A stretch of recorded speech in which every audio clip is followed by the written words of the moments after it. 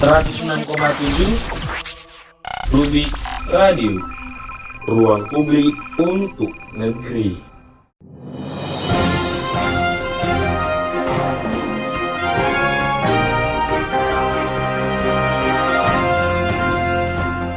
Rubik Buletin kembali hadir menemani pagi hari Anda selama 18 menit ke depan. Menyajikan berita nasional terhangat, teraktual, dan terpercaya hanya di 106,7 Rubik Radio, ruang publik untuk negeri. Berbagai informasi telah kami rangkum dalam Rubik Buletin bersama saya, Markus Gamaliel. Dan saya, Ashifa Maulidina. Inilah Rubik Buletin selengkapnya. Selamat pagi kawan Rubik dimanapun Anda berada. Senang sekali rasanya dapat kembali menyapa kawan Rubik pada pagi hari ini. Semoga kawan Rubik selalu sehat, bahagia, dan bersemangat dalam menjalani berbagai aktivitas. Kawan Rubik, berita pertama datang dari Presiden Joko Widodo.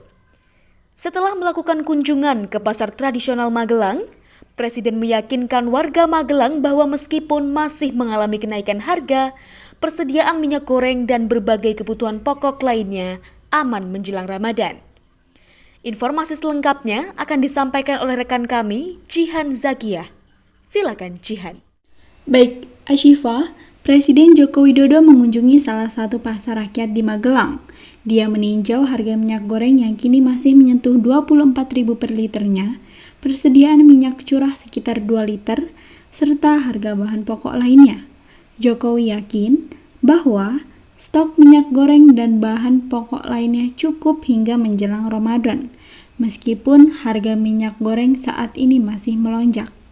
Berikut penjelasan Presiden Joko Widodo. Kita ingin mencek terutama menjelang Ramadan, yang kedua juga mencek yang berkaitan dengan minyak goreng. Ya, kira untuk stok cukup, tetapi yang paling penting memang jangan sampai harga naik terlalu tinggi. Biasanya kalau menjelang Lebaran kan seperti itu kebiasaannya. Ya, asik. Bukan hanya untuk meninjau harga minyak, persediaan minyak curah, serta bahan pokok lainnya, Jokowi juga membagikan bantuan tunai untuk para pedagang di Pasar Rakyat Magelang. Dari Yogyakarta, Jihan Zakiah melaporkan untuk Rubik Radio. Kawan Rubik, berita selanjutnya masih berasal dari Presiden Joko Widodo. Dalam konferensi pers Sekretariat Presiden Kamis lalu, setelah 2 tahun sejak pandemi COVID-19, tahun ini Presiden Joko Widodo mengizinkan masyarakat untuk menjalankan sholat tarawih berjamaah dan mudik lebaran. Kebijakan ini ditetapkan sehubungan dengan perkembangan kasus COVID-19 di Indonesia yang semakin membaik. Berita selengkapnya akan disampaikan oleh rekan kami, Naswa Aprili. Silakan Naswa. Baik Markus. Perkembangan situasi pandemi COVID-19 di Indonesia semakin membaik. Menghitung hari menjelang bulan Ramadan, pemerintah memutuskan untuk melakukan langkah pelonggaran kebijakan pandemi. Dalam konferensi pers, Presiden Joko Widodo menyatakan bahwa pemerintah melakukan beberapa pelonggaran, seperti diperbolehkannya melaksanakan sholat tarawih berjamaah hingga melakukan mudik lebaran. Berikut pernyataan dari Presiden Joko Widodo. Tahun ini umat muslim dapat kembali menjalankan ibadah sholat tarawih berjamaah di masjid dengan tetap menerapkan protokol kesehatan. Bagi masyarakat yang ingin melakukan mudik lebaran juga dipersilahkan, juga diperbolehkan.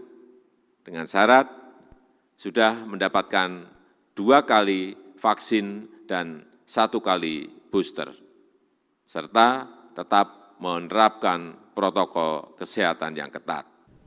Presiden Jokowi juga mengatakan bahwa pelaku perjalanan luar negeri atau PPLN tidak perlu melewati masa karantina. Namun, pemerintah tetap mewajibkan untuk melakukan tes PCR pada saat kedatangan. Selain keputusan pelonggaran kebijakan pandemi, Presiden Jokowi juga mengingatkan untuk tetap menerapkan protokol kesehatan, disiplin menggunakan masker, rajin mencuci tangan hingga menjaga jarak. Dari Tangerang Selatan, Naswa Aprili melaporkan. Kawan Rubik, tak terasa bulan Ramadan akan segera datang dalam beberapa hari ke depan. Jika membahas tentang bulan Ramadan, sepertinya masyarakat sudah akrab dengan menurunnya pasokan bahan pokok hingga lonjakan harga bahan pangan di awal bulan Ramadan. Ashifa, Apakah hal serupa juga akan terjadi pada Ramadan tahun ini? Baik Markus, prediksi untuk Ramadan tahun ini, ketersediaan bahan pokok akan terkendali sehingga lonjakan harga di pasaran dapat dihindari. Sebab, Kementerian Perdagangan memastikan pasokan kebutuhan pokok dan stabilitas harga menjelang bulan Ramadan terkendali dengan aman. Untuk informasi selengkapnya, saat ini kami telah terhubung dengan rekan kami, Della Yauma Fitri. Silakan Della. Ya Asifah, Kementerian Perdagangan memastikan agar pasokan kebutuhan pokok menjelang bulan Ramadan dan Hari Raya Idul Fitri 1443 Hijriah dapat terkendali dengan aman. Hal itu disampaikan langsung oleh Menteri Perdagangan Muhammad Lutfi dalam rapat koordinasi nasional Rakornas yang digelar di Hotel Fasa, Surabaya. Meskipun terdapat beberapa kendala terkait distribusi komoditas minyak goreng di wilayah terluar Indonesia, namun Kemendak memastikan akan terus memperhatikan rantai distribusi agar pasokan kebutuhan pokok bisa tersebar rata hingga daerah terpencil. Jadi kalau kita lihat dari semuanya tadi itu, barang itu semua tersedia lebih dari 1,5 bulan hampir di seluruh pelosok Indonesia kecuali minyak goreng. Ada yang tadi saya utarakan tadi itu adalah daerah-daerah terluar Indonesia seperti di Anambas, seperti di Natuna memang mengalami persoalan, tetapi kita sedang mengecek jalur distribusi transportasi daratnya apakah ada permasalahan. Keadaan pasokan minyak goreng ini sudah mulai menggelotor dan mudah-mudahan akan menjadi normal dalam waktu 1-2 minggu ke depan. Selain itu, terdapat beberapa kondisi yang perlu diwaspadai yang dapat berdampak pada kenaikan harga komoditas dan perekonomian nasional, seperti adanya ketegangan antara Rusia dan Ukraina yang mengakibatkan kenaikan harga terigu karena kedua negara tersebut merupakan penghasil utama dunia. Ancaman lain yang dapat terjadi yaitu berupa perubahan iklim situasi basah yang akan mengganggu produksi kedelai di negara produsen Amerika Latin sehingga dapat mengakibatkan kenaikan harga kedelai. Dari Pati, Della Yauma Fitri melaporkan untuk Rubik Radio.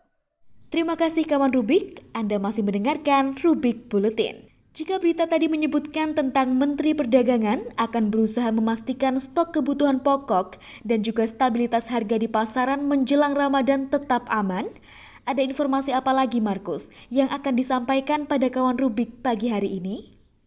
Ya, berita selanjutnya masih mengenai kebutuhan pokok. Minyak goreng yang ketersediaannya semakin menipis dengan harga ecer yang terus naik, membuat Satgas Pangan berupaya mencegah dan mencari berbagai bukti kuat terkait kasus penimbunan minyak goreng, hingga pemalsuan minyak goreng di pasaran. Informasi selengkapnya akan disampaikan oleh rekan kami, Melani Tejamukti. Silakan, Melani. Terima kasih Markus. Menjawab persoalan terkait distribusi minyak goreng, Kepala Satgas Bareskrim Polri, Helmi Santika, menyebut bahwa pihaknya terus mengawasi dan mencari bukti-bukti kuat terkait penimbunan minyak goreng. Jika terjadi pelanggaran akan diproses hukum, terutama di berbagai wilayah Indonesia seperti Sumatera Utara, Nusa Tenggara Timur, Jawa Tengah, dan Sulawesi Selatan. Menurut kami bahwa semuanya ada aturan-aturan, ada mekanisme distribusi yang sudah diatur, bagaimana untuk pasar tradisional, bagaimana untuk pasar modern atau retail modern, semuanya ada. Sehingga kalau itu berjalan, harapannya adalah bisa memenuhi kebutuhan mereka yang membelinya di pasar tradisional maupun di pasar retail modern. Sementara itu, Polri Helmi Santika mengungkapkan pihaknya kini telah menyisihkan sejumlah minyak goreng di 4 wilayah tersebut guna proses penyelidikan lebih lanjut. Selain itu, Polri Helmi Santika menyebut Polri bersama stakeholder terkait akan mendistribusikan minyak goreng yang telah ditemukan di 4 wilayah itu kepada masyarakat. Saya Melani Tejamukti dari Pati melaporkan untuk Rubik Buletin. Kawan Rubik, berita selanjutnya datang dari Pasaman, Sumatera Barat. Sebanyak 14.000 warga Pasaman, Sumatera Barat menjadi korban akibat gempa di Pasaman Barat. Menanggapi hal tersebut, Menteri Sosial Tri Risma hari ini segera memberikan bantuan kepada warga yang terdampak gempa. Telah ada reporter kami, Salvi Septiana, yang akan melaporkan berita selengkapnya. Silakan selfie. Kawan Ruby, tercatat 14.000 warga terdampak gempa di Pasaman Barat, Sumatera Barat. Sebanyak 4.000 pemukiman warga rusak, berdasarkan data Badan Nasional Penanggulangan Bencana BNPB pada Menteri Sosial Tri Risma hari ini. Mengatakan 10 orang meninggal dan 347 korban luka-luka akibat gempa dengan kekuatan 6,1 magnitudo. Saat meninjau lokasi bencana, mantan Wali Kota Surabaya mengatakan Dinas Sosial telah memberikan bantuan berupa tenda keluarga. Berikut pernyataan dari Menteri Sosial Tri Risma hari ini. Jadi kita bagi tenda keluarga untuk masing-masing keluarga yang kondisi rumahnya sudah rawan. Itu kita bagi tenda. Itu nanti keluarga lah yang masang titiknya di mana. Kemudian kita siapkan makanan siap saji. Kemudian kita siapkan makanan anak. Kita siapkan untuk pampers dan peralatan-peralatan untuk anak. Juga kita sedang kaji untuk membuat dapur umum. Mensos Tri Risma hari ini menambahkan, pihaknya memberi bantuan untuk ahli waris senilai 15 juta rupiah per orang dengan total 10 korban meninggal. Tri Risma hari ini berencana membangun lumbung sosial untuk menyimpan pasokan kebutuhan warga, serta bantuan tambahan berupa diapers 300 paket, makanan siap saji 2.000 paket, pembalut wanita 300 paket, tenda gulung 300 unit, dan tenda keluarga 50 unit yang titiknya ditentukan kepala rumah tangga. Dari Tangerang, Selvi Septiana melaporkan untuk Rubik Radio. Kawan Rubik, Anda masih mendengarkan Rubik Buletin. Tidak terasa ya Markus, 2 tahun telah berlalu sejak pandemi COVID-19 melanda Indonesia. Dan selama itu pula, kegiatan belajar mengajar dilakukan dengan sistem daring. Markus, apakah kini setelah kasus COVID-19 mulai menurun, pertemuan tatap muka dapat dilakukan?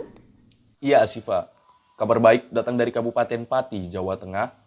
Setelah dihentikan selama beberapa waktu, pasca meningkatnya pandemi COVID-19, Bupati Pati, Haryanto, memutuskan untuk kembali mengadakan pertemuan tatap muka terbatas.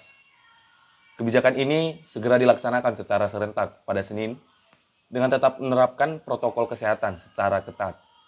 Saat ini kami telah terhubung dengan Alvindo Surya yang akan melaporkan berita selengkapnya untuk Rubik Buletin. Silakan Alvin. Terima kasih Markus. Sempat dihentikan, pembelajaran tatap muka atau PTM di Kabupaten Pati kembali dijalankan mulai besok.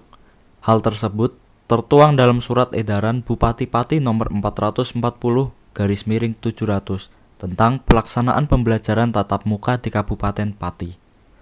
Bupati Pati Haryanto mengatakan, PTM di semua sekolah memang kembali dibuka, namun dilakukan secara terbatas. Saya membuat edaran karena COVID ini kan naik turun ya. Turun waktu 2 minggu, hampir 3 minggu kita berhentikan PTM secara keseluruhan. Tapi mulai besok Senin itu PTM terbatas, 50%. 50% tatap muka, 50% daring. Selanjutnya, semua unsur yang terlibat dalam proses pelaksanaan PTM harus memperhatikan protokol kesehatan secara ketat. Haryanto melarang pihak sekolah melakukan wisata dalam bentuk apapun. Adapun Bupati Pati juga mengatakan bahwa PTM keseluruhan secara terbatas ini dilaksanakan di semua jenjang sekolah, mulai SD sederajat, SMP sederajat, hingga SMA sederajat. Dari Pati, Alvindo Surya Saputra melaporkan. Baik, kawan Rubik, berita selanjutnya mengenai peraturan Menteri Ketenagakerjaan. Markus, bicara tentang peraturan Menteri Ketenagakerjaan atau Permenaker nomor 2 tahun 2022, untuk saat ini apakah peraturan tersebut sudah dapat diterapkan? Ya, Asifa, mengenai hal tersebut, Menteri Ketenagakerjaan menyebutkan bahwa Permenaker nomor 2 tahun 2022 masih dalam tahap revisi sehingga belum berlaku secara efektif. Menteri Ketenagakerjaan juga menjelaskan latar belakang keluarnya Permenaker nomor 2 tahun 2022 yang akan dilaporkan selengkapnya oleh rekan kami, Ahmad Izudin. Silakan Izudin. Terima kasih Markus. Menteri Ketenagakerjaan Ida Fauziah menegaskan bahwa saat ini Peraturan Menteri Ketenagakerjaan nomor 2 tahun 2022 masih dalam revisi. Pada prinsipnya, ketentuan tentang klaim jaminan hari tua sesuai dengan aturan lama, bahkan dipermudah. Oleh sebab itu, Permenaker nomor 19 tahun 2015 masih berlaku. Pekerja atau buruh yang ingin melakukan klaim jaminan hari tua dapat menggunakan acuan Permenaker tersebut, termasuk bagi yang terkena PHK atau mengundurkan diri. Pemerintah meminta waktu, ya apa kita berlakukan dalam 5 tahun ke depan kita akan kembalikan Permenaker ini sesuai dengan undang-undangnya. Mengembalikan JHT kepada tujuan awalnya yang memang untuk menjadi bantalan bagi teman-teman. Selama dari kurun Permenaker nomor 19 tahun 2015 itu sampai sekarang sudah sebenarnya lebih dari seharusnya kan 5 tahun, tapi baru bisa dikembalikan sekarang. Kenapa sekarang? Karena satu, pemerintah sudah menyediakan JKP. Selain itu, Menteri Ida menyampaikan saat ini juga sudah mulai berlaku program jaminan kehilangan pekerjaan bagi mereka yang ter-PHK. Program tersebut memiliki 3 manfaat yang dapat diperoleh oleh peserta jaminan hari tua, yakni manfaat uang tunai, akses terhadap informasi pekerjaan melalui situs pasker.id, serta pelatihan untuk skilling, upskilling, maupun reskilling. Menteri Ida menegaskan kalau saat ini berlaku 2 program jaminan sosial ketenagakerjaan untuk memproteksi pekerja atau buruh yang kehilangan pekerjaan, yaitu berupa jaminan hari tua dan jaminan kehilangan pekerjaan. Dari Yogyakarta, Ahmad Izzuddin melaporkan untuk Rubik Buletin. Kawan Rubik, berita tersebut sekaligus mengakhiri Rubik Buletin pagi hari ini. Demikianlah sejumlah berita dan informasi terhangat, teraktual, dan terpercaya yang dapat kami sampaikan untuk Anda. Terima kasih telah mendengarkan Rubik Buletin pagi ini. Kawan Rubik tetap dapat mendengarkan Rubik Buletin setiap pagi hanya di 106,7 Rubik Radio. Saya Ashifa Maulidina. Dan saya, Markus Gamaliel, beserta kru yang bertugas, pamit undur diri. Selamat pagi dan semangat memulai hari.